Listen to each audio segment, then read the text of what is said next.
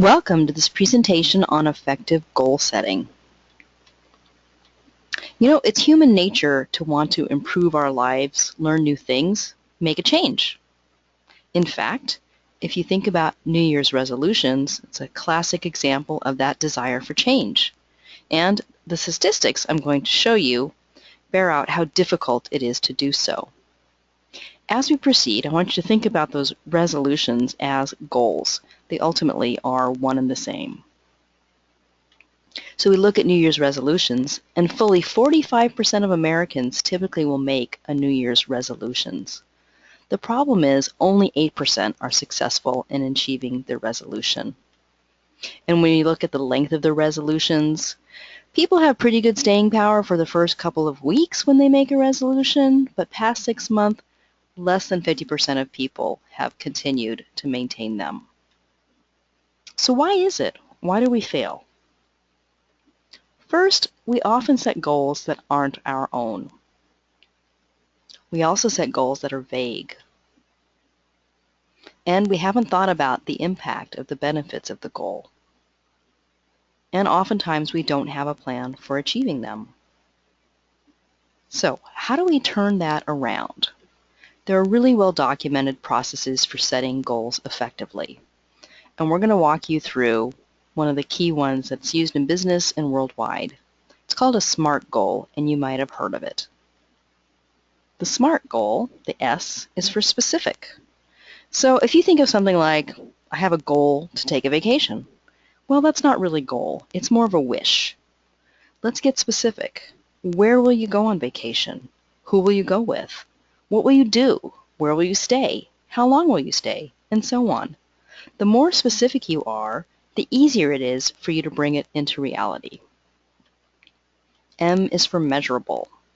So something like, I want to improve my business is not particularly measurable.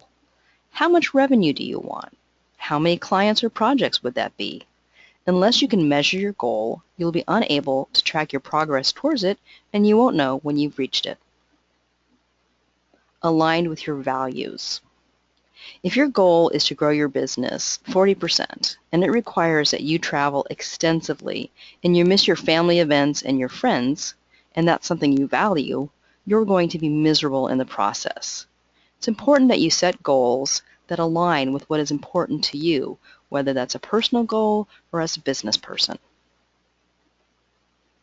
Realistic. A goal has to be perceived by you to be realistic. In other words, you must believe that you can achieve it. So let's think about a business case. Perhaps you've experienced 5 or 6% growth for the past several years, and you've got a new goal of 40% growth. That might not be realistic. Now, if you work with a business coach and you have a plan with a clear path forward and the resources to execute it, maybe that's an achievable goal. The question is, do you believe it can be achieved? And lastly, the T in SMART is time-bounded. So something like grow my revenue by $100,000 is specific, but it still doesn't qualify as a true goal. By what date do you intend to gain an additional $100,000 in revenue? Is it 12 months? 2 years? Any goal that you set must include a date for its achievement. In this way, you can monitor your progress toward your goal achievement. Here are a few other steps that are really important for your success. First, your goals must be your own.